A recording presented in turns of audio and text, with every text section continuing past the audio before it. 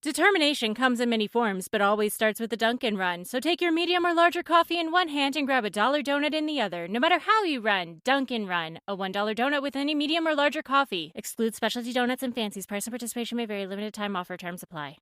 Welcome to Radical Personal Finance, a show dedicated to providing you with the knowledge, skills, insight, and encouragement you need to live a rich and meaningful life now while building a plan for financial freedom in 10 years or less. My name is Joshua Sheets, and today we wrap up our three-part series on financial lessons from recent crises. Part 1 was financial lessons from Ukraine. Part 2 was financial lessons from Russia. Today, Part 3, financial lessons from the current crisis in the United States. That word crisis is a bit too strong for me. I wouldn't generally use it because I don't think we're living in a crisis, but there are certainly many yellow and red warning lights on all sides. You have a few examples here for you to consider. Number one, of course, you have significantly elevated levels of inflation based upon what we've been accustomed to over previous years. Right now, the most recent median CPI figures that are available show that the median CPI, the median inflation rate is approaching 5%. That's a significantly higher inflation rate than we are accustomed to dealing with in the United States. And you see the practical effect of that on all sides. And you see concerns about the future of where that could go in the future. In addition, related to the inflation, you see very practical impact in people's pocketbooks with very high fuel prices, which are causing a restructuring of people's budgets. Even areas that are traditionally associated with prosperity, such as high housing prices, I don't get the sense that most people feel all that great about the high housing prices. Oftentimes when there's a run-up in housing prices, it leads to people feeling good because their wealth has increased. Just like when they have fat 401k accounts and fat housing prices, they feel wealthy and they can borrow money out and spend it, etc. But I get the impression that many Americans rather feel the pinch of high housing prices. They feel the pinch that if I sell my house, I have to buy another one and I'm going to get priced out of the market. How am I going to get an affordable house? And there are a lot of people who would like to get into real estate who find that very difficult to summon the necessary funds to get into real estate. And so this traditional measure of prosperity feels different when it's put together with all of the other areas of high prices that people are experiencing right now. I think there are many other things that people are concerned about. There's concerns about security. Even though the United States is not involved directly, kinetically, in the war with Russia and Ukraine, the United States, of course, has been involved for many years in the war with Ukraine and Russia. And people are concerned about escalation. People are concerned about getting involved with that. People are concerned about the impact of financial sanctions. There are significant concerns about even the basics of life, such as food supply. I myself am very concerned about the possibility of widespread food shortages and even famine over the coming year or two, because every single agricultural input, the price is very, very high right now. And it seems difficult to see how, given the disruptions in certain agricultural centers, such as Russia and Ukraine, given the disruptions in the supply chain, the ability to redistribute food supplies around the globe, and given the massive high cost of agricultural inputs right now, everything from the basics of fertilizer to diesel fuel, etc., it seems difficult to see how the global food production is going to be high enough in the next couple of years to meet the world demand. And that, when you think about the hundreds of millions of people who live on the edge, very well could lead to widespread famine in the next year or two, which is a very, very concerning trend. And this is all on top of the widespread disruption, societal disruption that we've experienced in the United States and around the world. The arguments around the global pandemic, which has cost the lives of millions of people around the world, the massive disruption from that in terms of lifestyle, the arguments among neighbors as to how that should happen, how that should be managed and should have been managed. The destruction to many businesses, many jobs because of the economic fallout from responses to the pandemic, changes in supply and demand. You have this exacerbated by other hardcore conflicts. And this is not just limited to the United States, which is a very argumentative and violent culture, a culture prone to loud and public argumentation. This is happening in traditional and cultures that we traditionally understand to be more unified, right? You look at the disruption in the Canadian culture and the government response to the protests and the protesters and the counter protesters, and you see a traditionally unified culture such as the Canadian culture significantly disrupted compared to what we normally consider it to be. Even an authoritarian culture. Right now, there are widespread protests across China. People protesting the Chinese zero COVID policy, which has led to very widespread draconian lockdowns to limit the spread of coronavirus. And the people there are protesting, which is quite unusual for the authoritarian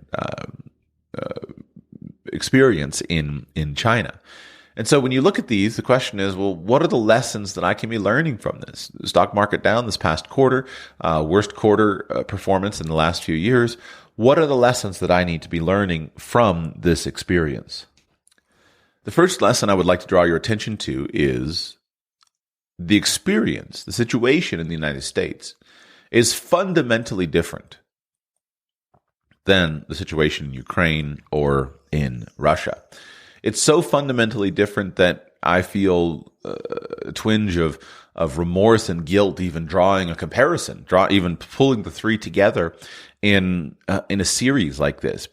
And I'm doing so because my point is they're very different, but they're so different that you feel bad even looking at any problems. Because if you compare the problems being faced by Ukrainians defending their homeland, or the problems being faced by Russians, having their country isolated from the rest of the world. The problems in the United States seem like light and ordinary experiences, not even worthy of being talked about. But yet this is what I would say, this is the point. One of the things that I wrote in my notes in preparing for this is that it's good to be the king. And I think here in this situation, you see how it's good to be the king of the world. It's good to be in the United States right now, because for all the problems that the United States has, which are significant and worth paying attention to, worth discussing, worth planning for, those problems pale in severity as compared to many places in the world. It's good to be the king.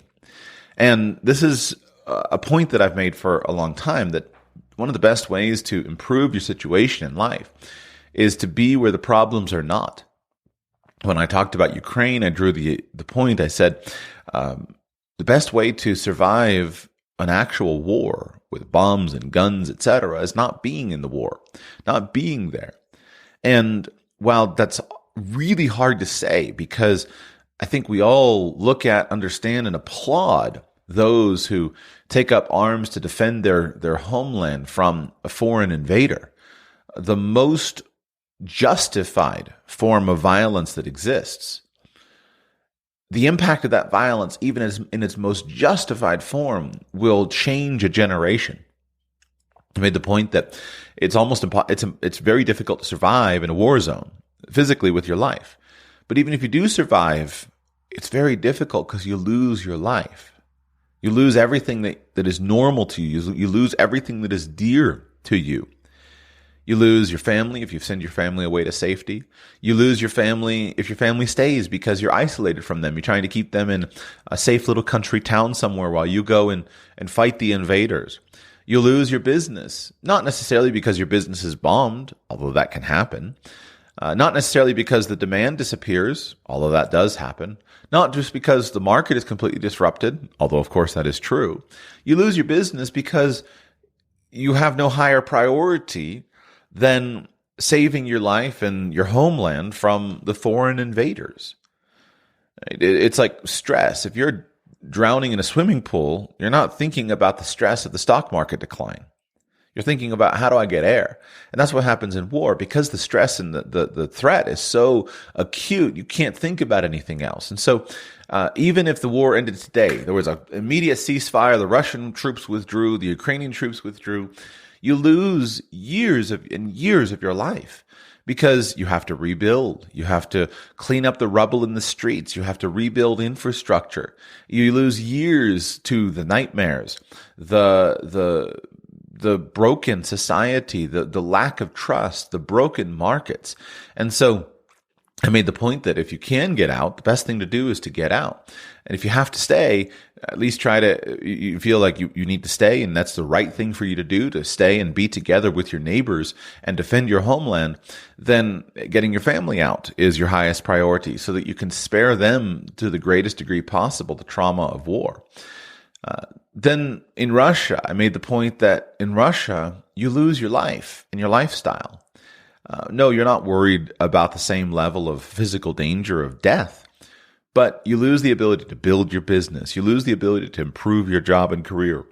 You lose the ability to think long term, which means that when you're living in a place where you're facing sanctions and the severe opprobrium and sanctions that the Russian people are facing, you're going to lose years and years and years of your life being there. And if possible, the best way to get those years back is to go someplace where you don't face those same levels of sanctions, and build something where you can get back on a track of stability to build. When you compare the United States to that, what you see is the United States has none of those features. You don't have to be worried about the loss of your life on a daily basis from a bomb falling on you. You can build. Things are stable. You can start something new. You can build something new. You're not worried about that. And so when you look at that and you look at even the potential threats to the United States of things that could make things worse, one of the best places to be right now in the world is the United States. In fact, my travels of the world over the last years have raised my opinion of life in the United States quite substantially. When I first left the United States, about over 3 years ago now, I was pretty dark and negative in my outlook for the country. I was watching things internally that made me say, you know what, I don't know if life is the best here. But after 3 years of being abroad, living abroad, traveling back and forth to the United States, traveling the world in over a dozen countries, I've come to the perspective of, no, actually, in many cases, it's hard for me to say that there's a better place for most people than the United States. And in terms of practical evidence of that, what is the practical evidence of it? Well, number one, things are much more stable in the United States. It seems from an outside, especially when you look at the cultural strife and the arguments and whatnot, it seems from the outside that things are difficult. It often feels like, well, the culture is splitting apart, the country is splitting apart. I think that's true to a significant degray. But yet at its core, there's a giant bureaucracy. There's a giant system that just kind of trundles forward the way more or less the way things always have been. Doesn't change much. And so that leads to a sense of stability. From a financial perspective, you have the US dollar, which for all of its lacks, for all of its difficulties, for all of its injustices, is the world reserve currency and is the world's most stable in-demand currency. It's inconceivable that the US dollar, for all the problems that it will face the same problems as so many other currencies around the world. And so your money is safer. You look at the American stock market, you try to draw a comparison between the collapse of the Russian stock market and the collapse of and the declines in the American stock market recently. And it's just not even a valid point of comparison. The U.S. stock market cannot collapse the way that the Russian stock market collapsed, because if the U.S. stock market did collapse that way, it would not signal. It's not the signal of a temporary thing. It's a signal of a complete implosion of the world, literally, because of the companies that are listed there, because of the centrality in the global market space. And so while it's certainly theoretically possible that you could have that kind of widespread collapse, it's just not practically conceivable in any reasonable, practical sense of analysis. When you look at at the situation that the Russians and the Ukrainians face, the Russians being concerned about invasion, so then invading Ukraine, the Ukrainians being concerned about invasion and getting invaded, you look at the European context, you realize how low the threat of war is for Americans. The U.S. is so geographically insulated from virtually all violence from its neighbors, friendly neighbors to the north and to the south, two large stable countries that don't have any meaningful military power compared to the United States. The United States is the king of the seas on a global basis, isolated and insulated on all sides. The idea of somebody invading the United States with a land invasion is laughable. It's utterly risible that somebody would think of invading the United States. The most hardcore of a scenario you could come up with would be somebody simply launching missiles at the United States. And even that is very hard to believe that would actually happen, although not outside of the realm of possibility. But the idea of somebody invading is utterly risible.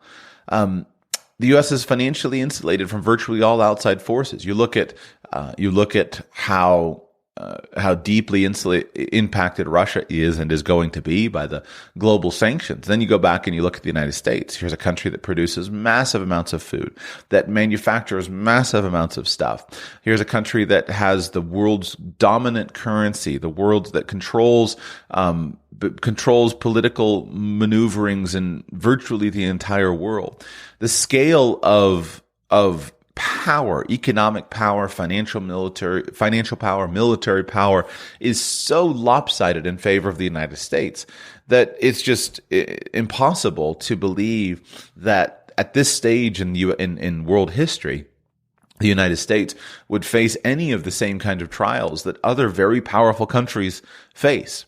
And the USA simply has the clout and the authority and the bullying power to get almost everything it needs. It has the clout to get what it has the internal resources to get what it needs in terms of very tremendous reservoirs of intelligence, hard work, companies, skills, etc., all united around a basic core identity, an identity of being an American people who is resilient, who is able to change. I think you saw this in the early stages of the pandemic, when all of a sudden, all across the country, all of these companies immediately turned themselves to producing face masks and to printing things for respirators and little valves and whatnot. That the level of creativity and the level of resources in the United States is so deep that the culture, when united around a central purpose, can respond very, very quickly and change things very, very quickly.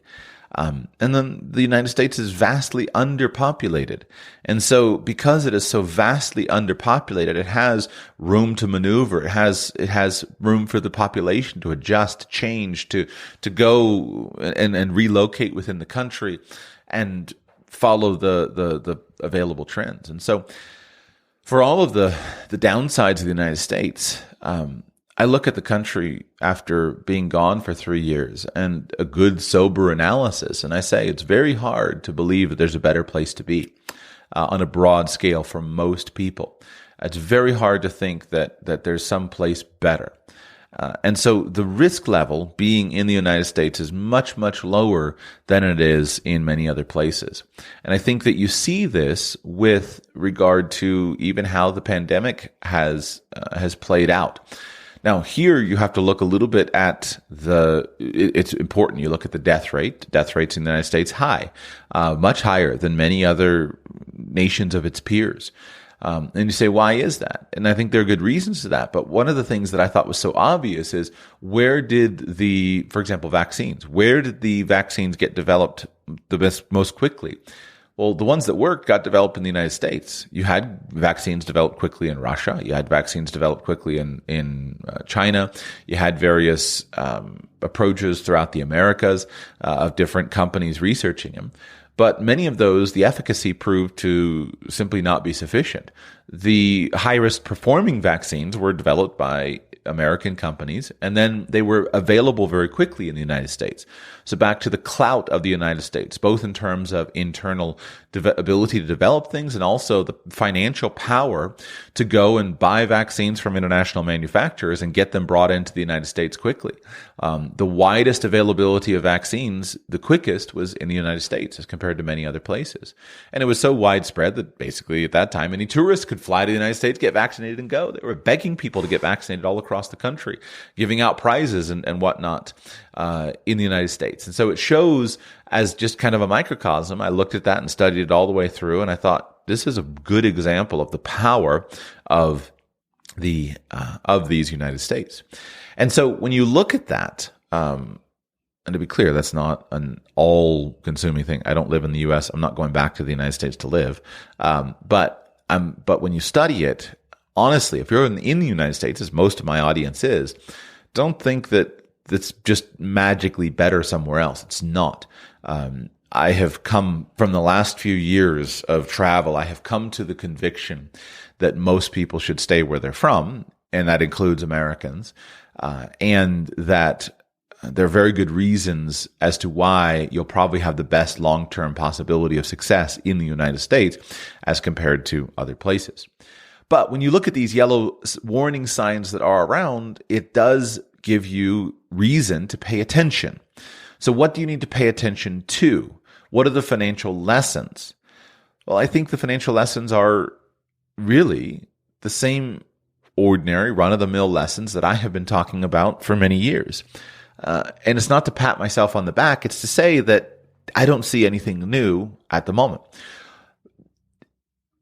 Number one, you must protect your income. That is the number one goal that you have. Right now, in any place in the world, if you have an income, you're okay. And in the United States, if you have an income, you're okay. Why are the Russian sanctions so devastating? Well, they're for many reasons. One of the reasons they're devastating is it's destroying the incomes of many people. It's destroying the incomes of people living in Russia who work outside of Russia, meaning work online, publish things online. Their isolation in the banking system has made it impossible for many of them to get hold of the money that's owed to them for their work abroad.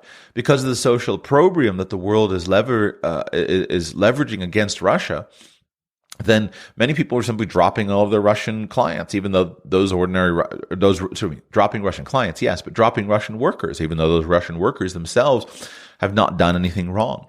And then inside Russia, you have a massive economic crisis because the people are facing loss of work. You have companies, international companies, shuttering their shops, laying off their workforce. And that ripple effect spreads throughout the economy. If you have thousands and thousands and thousands and thousands of people without work, then those people don't have the income now to go and buy. And that puts more thousands and thousands of people out of work. And so it's loss of income that's the primary problem. It's not the loss of power of the ruble, which has declined in value and then come back. If you're living in Russia, the ruble is still working fine. There's been no widespread inflation. The prices haven't shot off. There's no widespread shortages right now. But if you've lost your income, you've lost your ability to buy. You've lost your ability to live. But that's just because you lost your income. And so again, if you can protect your income in a crisis, you can get through that crisis very well. So looking at the United States, if you can keep your income, you can absorb the increases in the cost of your food. You can absorb the increases in the cost of your fuel. You can absorb it if you can keep your income. So your goal is to keep your income, to maintain it. And if that's all you can do, if you can grow it, of course. But if all you can do is maintain it, you maintain it. Because the maintenance of that income will allow you to weather the economic crisis extremely well, no matter how bad it gets. That's the core lesson. So focus on keeping your income. Make a plan of, if I lost my income, how would I get more income quickly? Make a plan to make sure that you're not in the first round of layoffs if your company lays off. That's lesson number one. And there's no change from that today versus 10 years ago. The principle still remains true. Those who can keep their income through a crisis are generally going to be fine. Next, you cannot be living near the edge with your finances. That's the lesson that we see right now. You cannot have everything built so you're right on the edge. A guy who's got a good, healthy six-figure income, whose fixed and ordinary expenses are, say, 50% of his income, that guy doesn't care about increased costs of food, increased costs of fuel, because you've got an ability to expand and to adjust. Okay, maybe you have to save less money. Maybe you have to work a little bit of overtime or something, but you can adjust your budget to match changing prices. But the guy who's got a low income, or the guy who's got his fixed expenses as a very high percentage of his income, that guy's got major problems. There's a statement that is a really tone-deaf thing to say, but I think it's really true. And so even at the risk of it being offensive, I think it's worth saying. But I've thought of it several times in watching the situation. The statement is this: if the price of gas makes a major difference to your daily life, you're doing it wrong.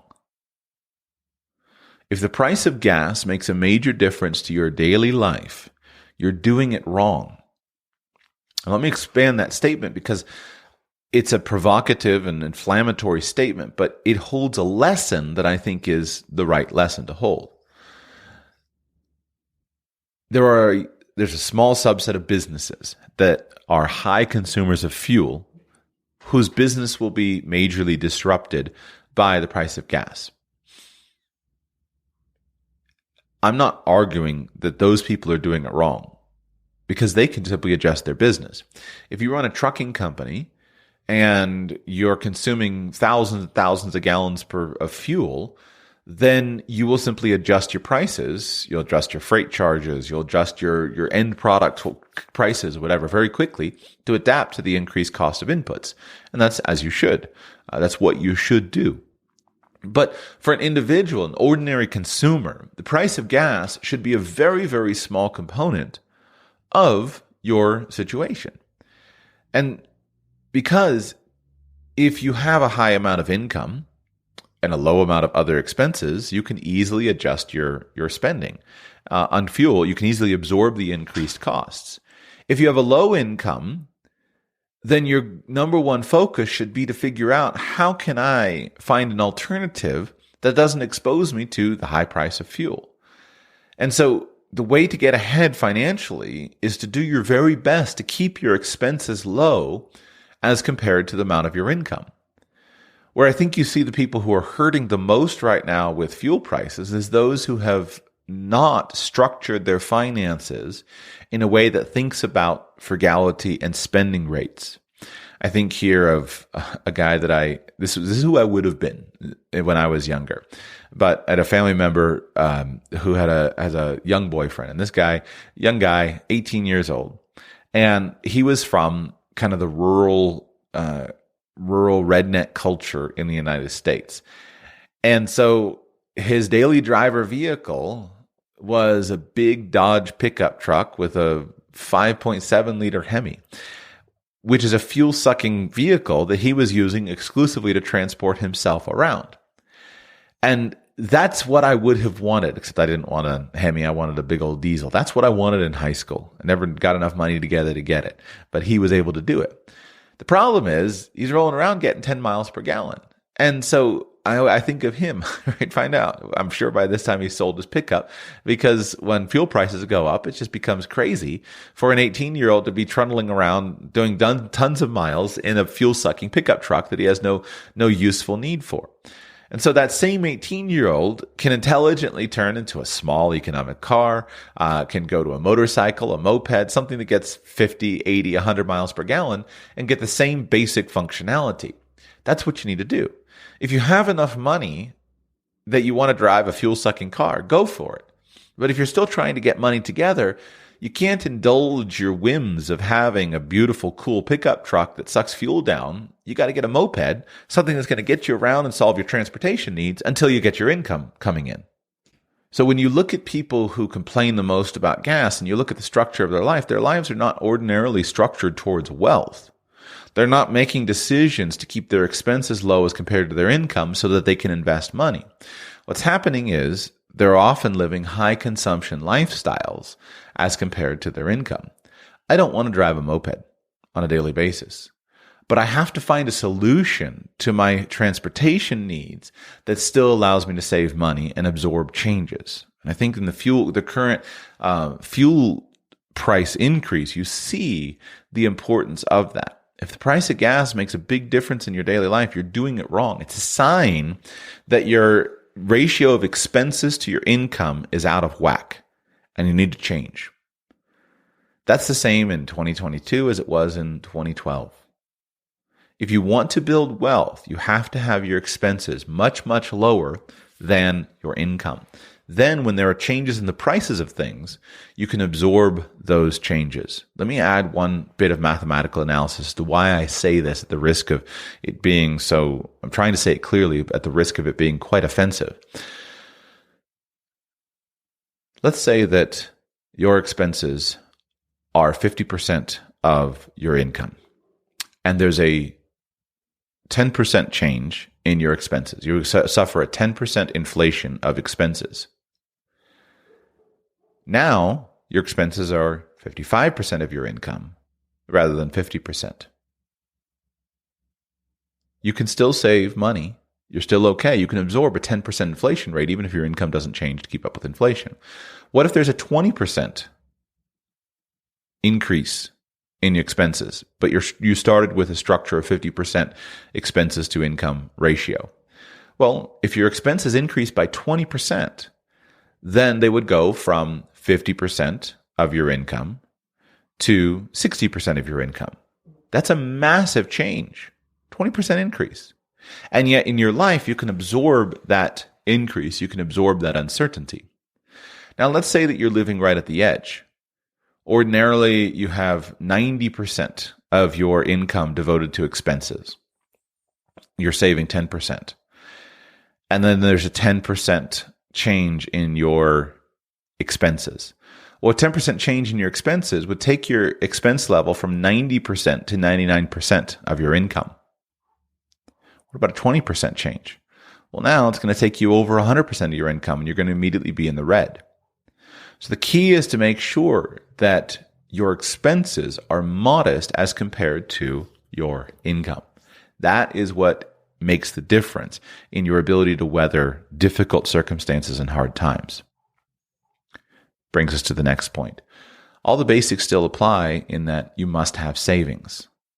If you have savings, liquid money, emergency fund, buffer funds, savings, money that haven't consumed, then you can absorb the temporary increases in price while you restructure your life. You can absorb several months of being in the red. Even the guy who's got expenses at 90%, and now due to over 10% inflation, he's over 100% of his expenses. He can absorb with savings. He can take up the slack. He can handle his expenses for a few months until he can restructure his life. He can go and buy a moped, right? or figure out some solution to deal with the price of gas. He has time to figure out how to get his garden in and get it productive to get food, so he can lower his food budget.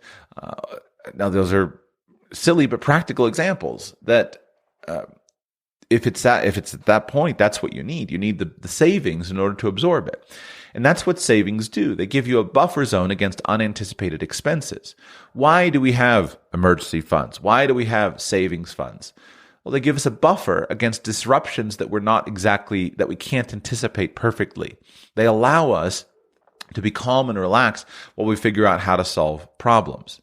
That's why when you have a buffer on a production line and you have a buffer of materials, if there's a disruption of materials, you can keep your supply line, you can keep your production line going. In every business, having a buffer allows you to say, all right, how do I make new, fresh, good decisions in this situation? That hasn't changed because of high inflation rates. What's happened is it's become more important in high inflation rates.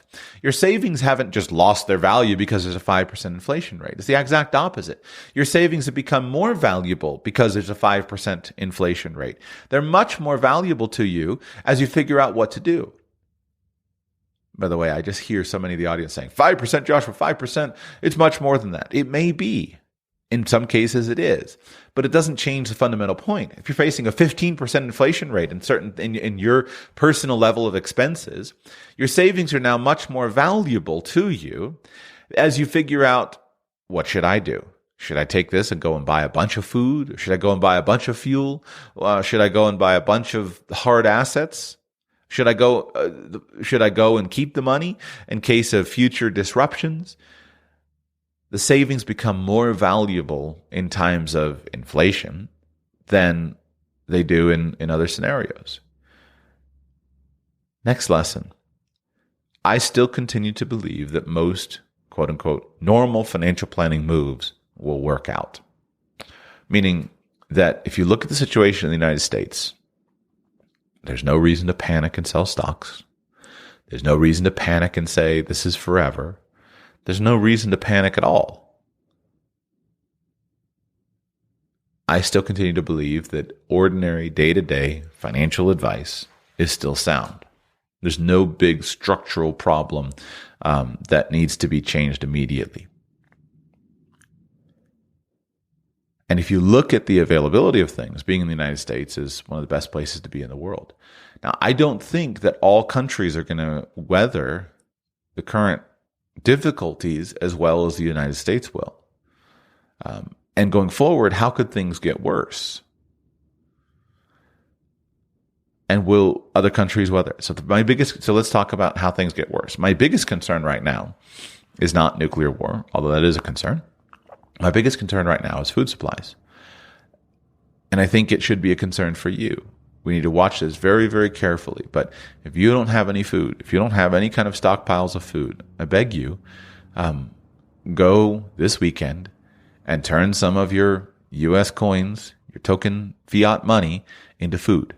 Food that your family will eat eventually, whether it's available or not, right? Whether whether there's widespread availability or not. Go and buy food.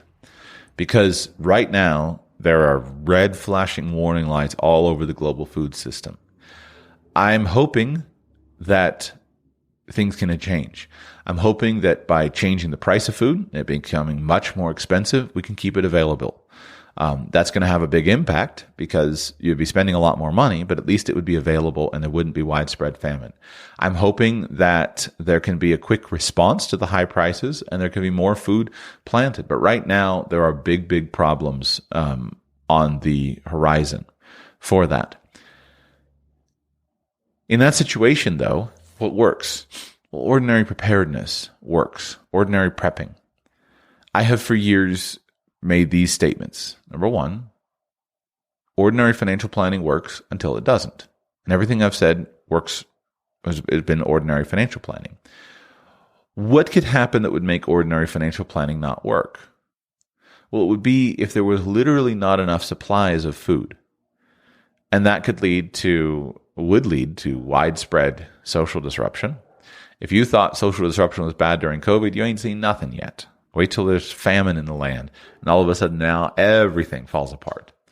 But you can avoid that for you and your family by having food. So I've been stockpiling significantly over the last couple of weeks, trying to make sure that our larders are full. That could be a big thing. That could be a big, big trend over the next year or two that could be seriously disruptive. I'm hoping that we can avoid it. I'm planning for the fact that we can't. That wouldn't make financial planning fall apart. It would just mean that you need to have money to buy the food, and the cheapest time to do it is now. And then later, you need to have the money to buy the food then, assuming that it is available. That's not a remaking, and that's not a reason to leave the United States. In fact, I think that the United States will have the least impact of any country from if it happens, of disruptions in the global food supplies. Where I really worry about is so many other nations around the world that have far higher levels of poverty and that are far more dependent on exports. The United States is very highly food independent. And if food became short, the United States makes plenty of food to feed itself, the basic staple crops, and then that can be easily supplemented, especially with modern growing technology of all the stuff around the edges, right? Vegetables, etc. That stuff can be brought into production quickly. And the United States is so technologically advanced, I think it could be brought into production very quickly. So I'm not too worried about that in the United States. What I'm worried about is on a global basis, where there's far higher levels of poverty and far higher levels lower levels of production and lower levels of ability to respond. Right? If food became scarce in the United States, people left and right, the best business to be in, be selling UV lights, grow lights, greenhouses, hydroponic kits for salad greens, things like that. Maybe it would be a great thing to point our culture more and more towards a localized production where every kitchen has one of those cool little salad walls in it, and every backyard has a little vegetable plot in it, and there's a little hen coop of chickens outside every kitchen window. Maybe that would be a good thing. I'd love to see it, but maybe it would be a good thing. The point is that the United States, because there's so much money, people can respond. They can adjust to that. So I worry about it on a global basis more than I do about the United States. The other thing, of course, is the threat of war. And a few weeks ago, I talked about my biggest concern was cyber warfare. At this point, none of that has emerged. It's been an interesting question is why has, for example, Russia, that the world believes and has believed has a very sophisticated ability to engage in cyber warfare, why have they not seemingly used those abilities? They haven't done much in Ukraine, and they haven't done much around the world. So I can understand why they haven't done much around the world, but why they haven't done much in Ukraine is a harder question to answer. But it seems to me that the risk level has come down. As long as the Russians will be able to finish their war in some way that allows them to save face, then I think it would lower the risk of the conflict spreading beyond the region. But I think that the risk is much, much lower. However, it is interesting to think about, what if you did get, instead of an erroneous alert, what if you got an actual alert that said, hey, there's a nuclear missile inbound to your city? Do you have a plan for that? It's not something that most of us think about, but the lesson that I look at it is, wouldn't you feel better if you had a plan for that? Wouldn't you feel better if you actually had a bunker in your a blast room in your basement, or a bunker in your backyard, or a little piece of land that you could get to where you had a bunker and supplies, etc.? Wouldn't that make you feel better? And as I've gone through it in the analysis, I think that when you look at these scenarios, you recognize that, hey, if I have the money, if I'm a millionaire, it might be worth it for me to go ahead and build out a bunker. It might be worth it for me to make sure that I was well protected from those things in case the financial markets collapsed and it didn't work anymore. You cannot pretend that the world is just going to be at peace for the rest of your life. And so making a plan that is the case, that doesn't make sense. You have to make a plan that works no matter what. The final thing I point out is, I think when you look at the situation in the United States, you see how, or on the world, when you look at the situation in the world, you see how you don't get to choose and necessarily get one disaster after another. And that's oftentimes what can provoke a crisis. The Ukrainian people have gone through a very difficult flu pandemic with widespread loss of life, widespread economic disruption, political unrest, etc. And then that was exacerbated by their country being invaded. The Russian people have gone through a very difficult flu pandemic, widespread loss of life, widespread restrictions, etc. And then they go through global sanctions being levied against them. The American people have gone through a disruptive event, a disruptive flu, widespread economic difficulties, widespread disruptions, and now all of a sudden got to deal with high gas rates, high gas prices, increasing rates of inflation, etc. So you don't get to choose one crisis at a time. They often come together. And so when you do deep level planning, it's often because you recognize that while any one particular threat may not be such a big deal, I don't get to choose whether one threat comes at a time or not. There have been a lot of businesses wiped out over the last couple of years, completely. Those people are still suffering and trying to figure out how to get things forward. And they're really upset about high gas rates. Maybe they were perfectly set up to where, hey, gas prices aren't a big deal in my life before, but now gas prices are a big deal. And they used up all their savings trying to keep their business afloat. And now you have uncertainty of economic uncertainty, inflation, risks of war, etc. So the reason you do planning, even for hardcore, deep-level scenarios, is that you can't predict the scenario that you specifically will face. You don't know specifically when it will happen to you. And so because of that, you acknowledge it and you do the deep-level planning. That's the lesson from the United States. I think that things in the United States are really not that bad. And I don't think they're really going to be that bad, especially when held on a global basis. I think that if you can get to the United States and you're not thriving where you are, one of the best places to be in the coming years is going to be in the United States. But all of the basics still apply, and even hardcore planning still applies.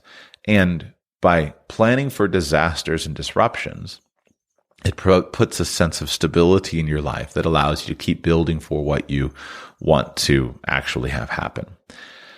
I see this as the fundamental reason why do I talk so much about disaster planning? As I see it, it's so that you can go on and ignore the disasters without a sense of, without worrying about things so much. There's interesting research people do about what causes children to be economically successful. And there are some who argue with data to indicate good strength to their arguments that the children of wealthy people always do better than the children of non-wealthy people.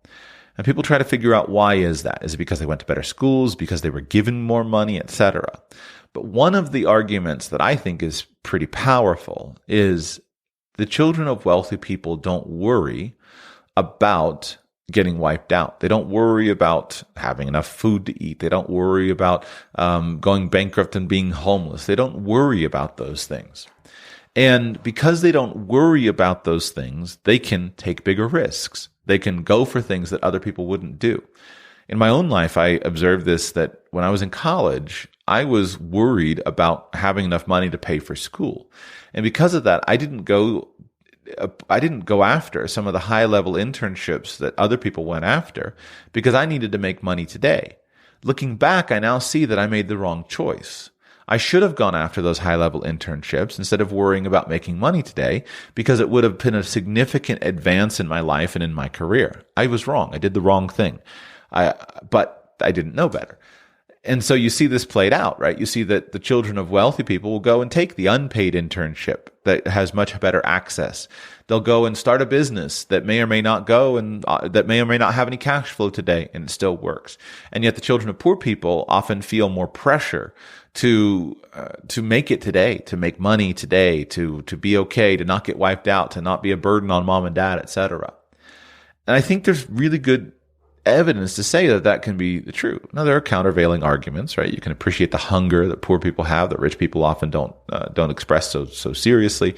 But on the whole, I can't see how you're better off if you don't have a safety net psychologically. So that's why you build a safety net under yourself now. I can't go back and change what I did or didn't do at 18 years old, but you build a safety net under yourself now so that you can move on. And if you've got a year's supply of food in your pantry, you don't need to spend time worrying about food on a weekly basis. You don't spend time worrying about food and I got to go to the store. Even just the simple convenience of I got to go to the store. You have it covered. They got plenty of, no big deal. We'll make a big shopping trip once a month. And then if prices go up, okay, well, we'll keep buying. But if we don't need to buy, it's no big deal. And so by being conservative in your financial planning, it allows you to be more aggressive in your business planning, in your career planning, in your income planning. That's how I see it. I've tried to figure out where's the right balance of conservatism and being aggressive. And as I see it, that's the balance. Be conservative in your consumption so that you can be aggressive in your income. And then you can go after the opportunities that you see, knowing that you have a safety net, knowing that you're not likely to get wiped out, knowing that you can fall back on your reserves. In the same way that the child of wealthy parents knows that, hey, I'm never going to be homeless, so therefore I can be more aggressive in the opportunities that I go after. Hope these lessons are useful to you. We're not in a period of prosperity for many people, but yet prosperity is often created out of times of crisis. And so my hope for you is that you and your family would be able to navigate whatever level of crisis you're facing personally, be it war, be it sanctions, or be it inflation. my hope is that you'd be able to navigate it. And my hope is that you would have great wisdom to be able to figure out, how do I capitalize on this crisis? How do I find ways to improve? How do I find ways to adjust it? Right? I'm seeking to do that myself. And I have a brand new course, right, called International Escape Plan. I haven't talked about that on this class much, but it's my way of capitalizing on a crisis. It's my way of saying, hey, here's things I've taught for a long time. Let me reteach it brand new, because as part of that, it's a matter of saying that if you're prepared to leave your country, as I talked about, showed with Ukraine and Russia, if you're prepared to leave your country, you can be prepared to thrive in the middle of a crisis.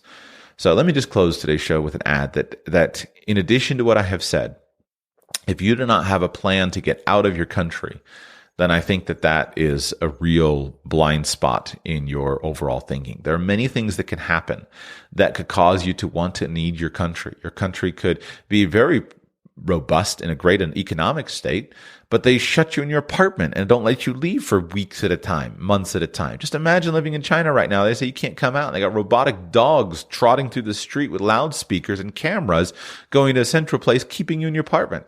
They literally bolt you into your apartment building in some buildings. Today, they're doing that.